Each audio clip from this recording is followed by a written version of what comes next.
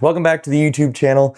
My name is Matt Piper. I am an artist, actor, and writer, and I'm bringing these YouTube videos to you because I know for a fact that you want to create. You want to work on your art. And as an actor with a full-time job, as a writer with a full-time job, I understand this need. And that's why I want to give you as many tactics and tools as possible so that you can take it with you and play at your leisure. So today I'm coming in with atmosphere. Now, atmosphere is something that applies to this room, something that applies into this space, something that applies into the outside of this house and the street that I live on. It applies to the place in which I live, applies to the job that I work at. Atmosphere encapsulates all. It is what is the general vibe. I guess if you wanted to use the word vibe, you could use the word vibe.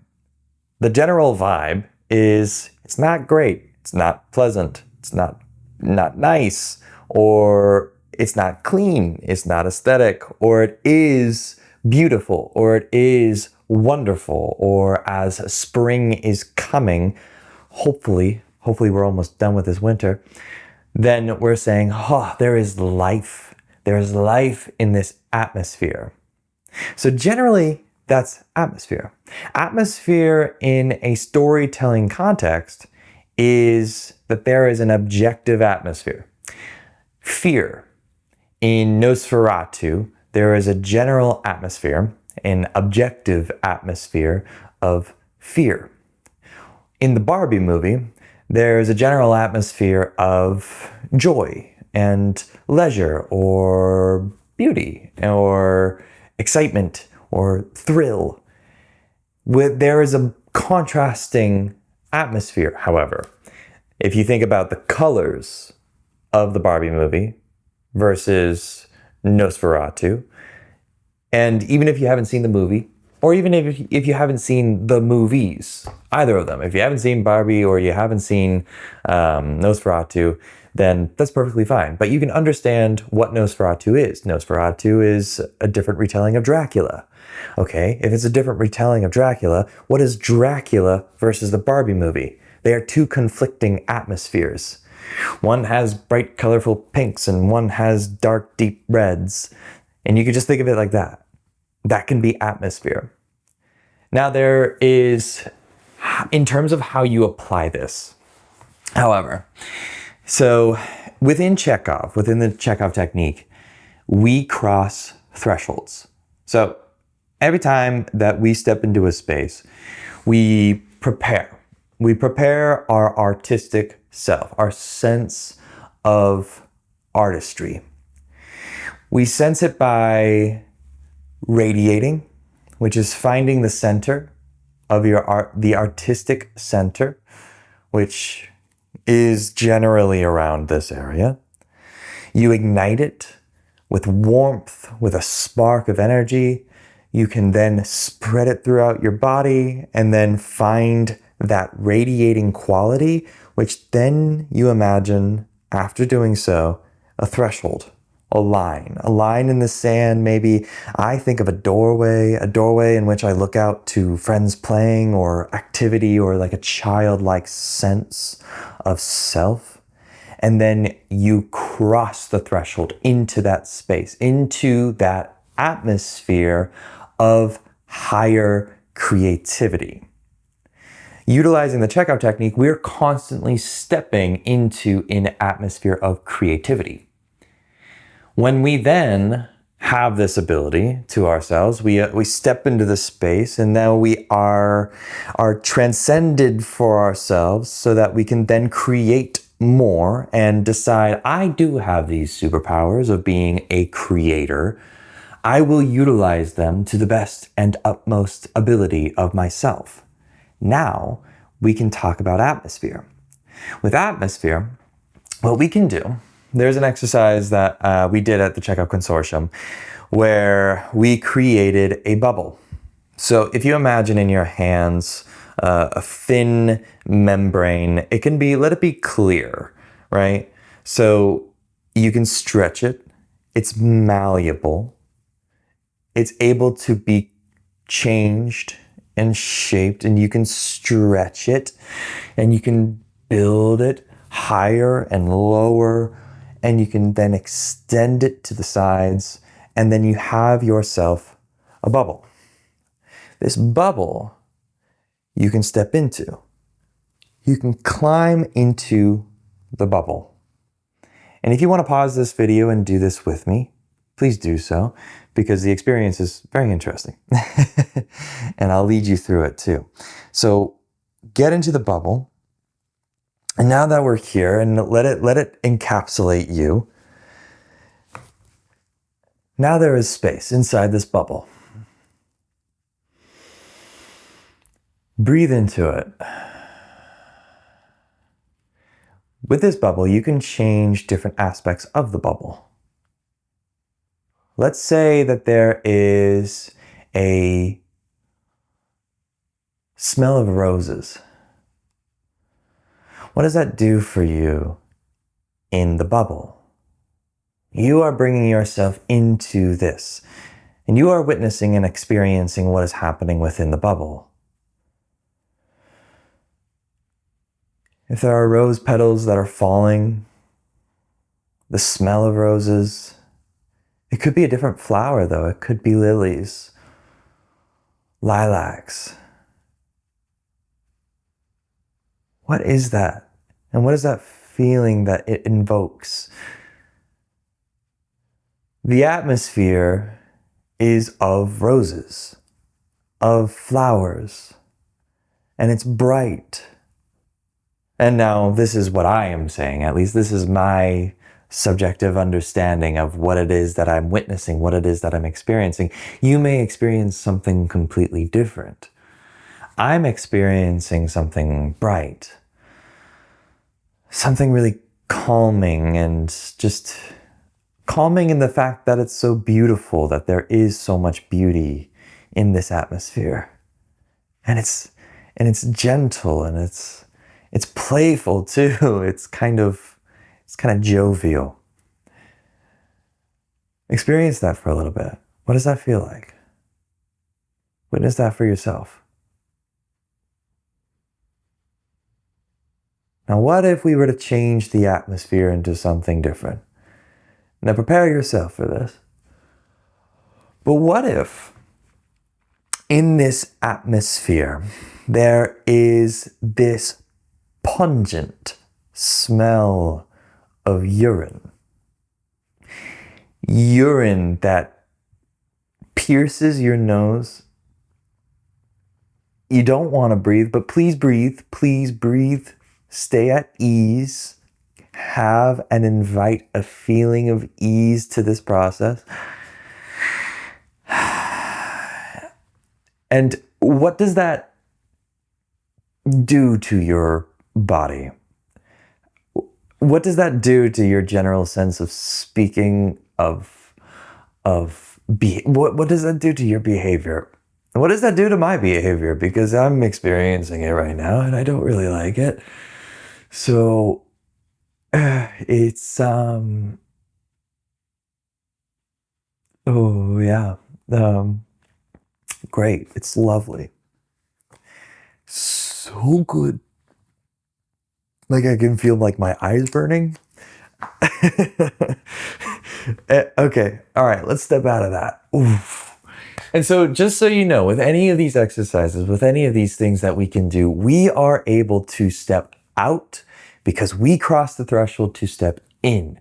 So remember that you're always able to just step right out. If it's too much for you, if there's too much of a reaction or you just don't like it, then you can always step out. Feel free to. Because with the Chekhov technique, one thing that we do really hone in on is the safety for our actors, for the safety for our people, so that we can remain human and also take care of the humanity that we have within ourselves. Cool? Cool? Awesome? Awesome. So, all right, what did that do for you? If you experienced that with me, if you were doing that alongside me, what was it that you experienced? The objective atmosphere created a behavior, the outside in. And I imagine if you were living in the world with the fear of Dracula, I imagine the atmosphere would be quite different versus living in a world of Barbie. There's a different atmosphere. And when it comes to the pieces that you're working on, what you're trying to find is what is the atmosphere? The atmosphere so that you can step in. The atmosphere so that where there is a threshold, you can cross into it every time that you work on it. When I write my book, I cross into the threshold of my story. That includes the atmosphere, that includes the characters, that includes being within the space so that they can then take me through what their story is. And that's the same thing with you being a character on stage. There is a general threshold of on stage and off stage. When you are on stage, you've crossed the threshold to step onto stage. When you're off stage, you are no longer within that world. You are no longer acting in that world. You don't have to keep bringing the world with you when you're off stage. But when you cross that threshold, then you are in it. You are alive. You are sparked into your imagination and you are ready to go and you are ready to be within that atmosphere and in that space and as that character. When it comes to your acting, when it comes to your camera work, how are you crossing into a threshold to cross into that atmosphere? If you're doing a self-tape,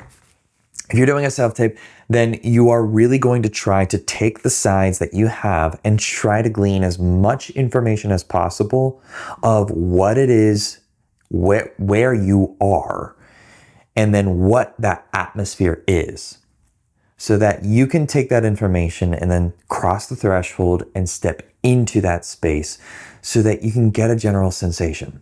Now, I will say we did utilize smell. We did utilize within our bubble smell. Now, let's step back into our bubble. If you want to step back into this with me. If we were to step into this bubble and go more by something tactile, right? Because not a lot of people have, not everybody has a phenomenal sense of smell. And maybe that's not how you step into an atmosphere for yourself. Maybe it's by feel. So what if we were able to change our bubble or the membrane of our bubble? Let's step back in. Let's reactivate the actor's ideal center. Step into the bubble. You can crawl into it, climb into it, or you can just step into it. And then you can just be there. And now that we have this clear bubble again, what would it be like if there were bouncy balls? Bright, colorful, bouncy balls. Fun, playful, throw them at a wall, bounce it back at your face, hit yourself, but laugh. Laugh at the experience. Bouncy balls. What is it? What's happening within you when you are experiencing bouncy balls? And I'm just sitting, but I can experience this. If I was moving in the space, which would be ideal if I was moving with these things, I could really like let it just like jump around and jump around, jump around. Now that's the bouncy ball.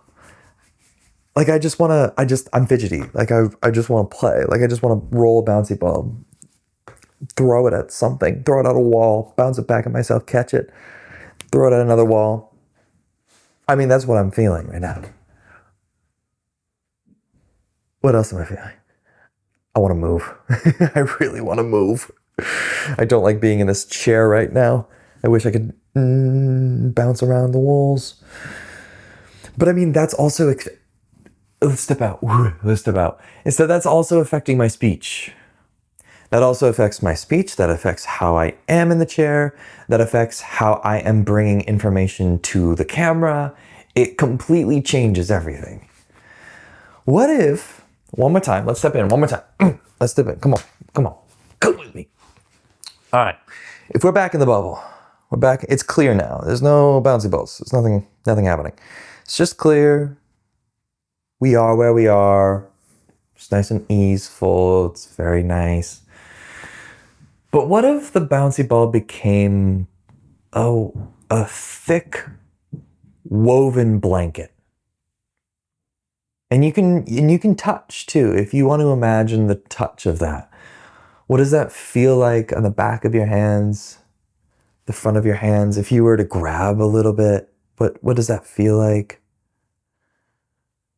And encapsulate the bubble as this thick woven blanket.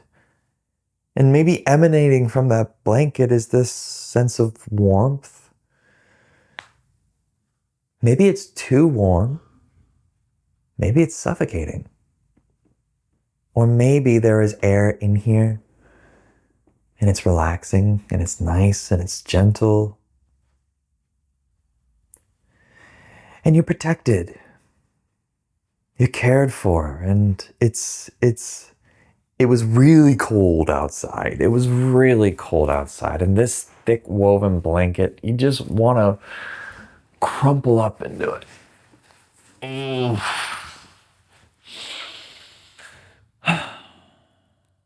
you just want to enjoy it. And nap, maybe nap for a little bit. That'd be good. Maybe not. Maybe you're just going to cuddle up and read a book. What books do I have? What books do I want to read? Oh, I have coffee. Oh my God. Wow, it's so much more enjoyable with a thick woven blanket in a cold atmosphere. Oh, I did forget that I had coffee. All right, let's step out. Jeez. If this is prolonged, I apologize. But also, seriously, like if you are actively doing this with me, that is kind of what I want from you here, is to join me in this process, because you'll get a general sense of what is happening. And then once you step into these bubbles, into these objective atmospheres, you can start seeing how they're applying to you. And remember, each of these feelings that I am relaying to you might be different from what you are actually feeling yourself. So remember to take what you are experiencing and try to just spy back, which in Chekhov terms is basically doing a quick flyover of the process that just occurred and relaying back the information that you gained from it, so that you can have a general sense of, I am experiencing, and now I get to find the information and see how it affected me. There are two types of atmosphere. There is objective atmosphere and there is subjective atmosphere. Now, subjective atmosphere. Let's say that a character is within the bouncy ball bubble. Okay? If the character is in the bouncy ball bubble, but the character really doesn't want to be in the bouncy ball bubble. The only thing that he wants to do right now is be anywhere fucking else. And what does that do? The subjective atmosphere is the character's personal experience of not wanting to be in the bubble. And maybe the subjective atmosphere of the character is just mad. It can be as simple, as archetypal as that. And so we're going to enter into the bubble. What does that do now?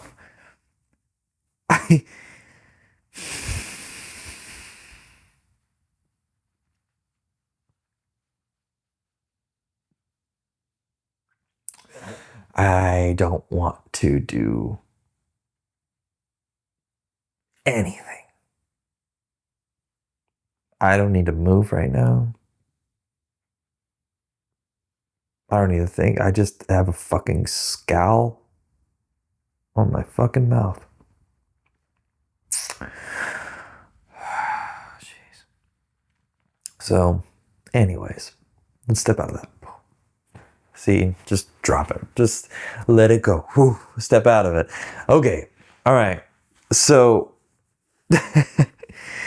if you bring in a subjective atmosphere of the character, and this is where you then find your past circumstances for the character, what occurred in the story either just before this or also going way back into the life of the character. How does the character generally show up? That's the subjective atmosphere. The subjective atmosphere of the character may be a contrast to what the objective atmosphere is. The objective atmosphere is always going to be, it's spring right now. It's warm at a 70-degree temperature, maybe 80, and maybe it's summer and it's 80, 90 degrees and it's hot. And that's the atmosphere. The atmosphere is hot and we're at a park and there are people and there are, parents who are playing with their kids and you've brought your dog and, your dog just shat and now you have to clean up poop and the dog is tugging you everywhere and you really don't have any time to actually walk the dog, but you're out here anyways because you need to walk the dog, but you're just kind of, and the dog is really having a good time. The dog is having a great time, but you're not. Subjective atmosphere. Subjective atmosphere and an objective atmosphere. The objective atmosphere is all these kids are playing and they're having a great time, and your dog is also having a great time. It just shit, as a dog does. It does that. But your subjective atmosphere is changing what that atmosphere could actually do for you. And so you are at odds with the objective atmosphere, and you are actively fighting the objective atmosphere. And finding those things within your character create really good storytelling. Why is your character here? And is your character accepting the objective atmosphere? Or is your character actively fighting against the objective atmosphere? Utilizing all of these tools. So you can do this with your characters, the characters that you already have, whether you are working on sides right now that you're trying to work on a self-tape, or if you actually have a character that you're working on with on stage, then the thing that I'm going to tell you is this. Find out what the atmosphere is. Start there. Start by finding the objective atmosphere of the piece. And you can work with your director on this as well, because sometimes that's also going to take a shared vision. Sometimes the Barbie movie could be a slasher killer Barbie movie. So is that the director's choice or is that Greta Gerwig's choice? So if Greta Gerwig is going to choose the bright, jovial, with conflict choice of Barbie, and then another choice goes to slasher killer Barbie, then which director are you working for? Make sure you're aligning yourself with your director. And once you align yourself with your director, then you've found your atmosphere. Once you've found your atmosphere, start playing with different ways, different feelings, different textures, different smells, different tastes that may bring you to that atmosphere. Place it into a bubble, and then also try to expand that bubble if you're on stage, and then expand that bubble if you're on camera, past the camera, through the lens, and really step into it with a threshold. Always having a threshold. What is that threshold? And it's basically like an activation point. No snap? Really? Nice. And once you step in, then you are in the objective atmosphere. But make sure to also understand what your subjective atmosphere is too. Then you start really playing. Once you start playing, then you start getting an idea of what it is that you're trying to say, how your character is reacting in that objective atmosphere, and how the behaviors are coming to them. So start there, play with that, and also understand that you can utilize this for anything. I mean, you can utilize atmosphere for your paintings. You can utilize atmosphere for your writing. You can utilize atmosphere for when you step into work at your full-time job. Yeah, seriously, I do it all the time. The atmosphere, you are far more in control of it than you think you are. And sometimes it's about, are you going to be at contrast with your atmosphere, with your objective atmosphere, with your subjective atmosphere? Or are you going to actively overpower the objective atmosphere that then you may be able to change it? Because maybe that's the goal. When I step into work, my goal is to shift the atmosphere. I'm going to. At least a little bit. I'll inform it, for sure. So take that with you, and take that with you as a human practice, as well as, most importantly, an artistic practice. That's it for this video. And if you like this, please subscribe. Please give it a like. It'll really help me out. And I really want to continue to give you these videos and give you these different techniques and tools that you may be able to utilize for your work as an actor, as a writer maybe, or maybe even as an artist, a visual artist or anything like that. That's it. That's it for this video. And the next video, I might be talking about archetypes. I don't know yet. I'm going to take a walk and then we'll be back to filming. Goodbye, my friends. Much love today and every day. And please keep creating, dear God. I like it when you do. Bye.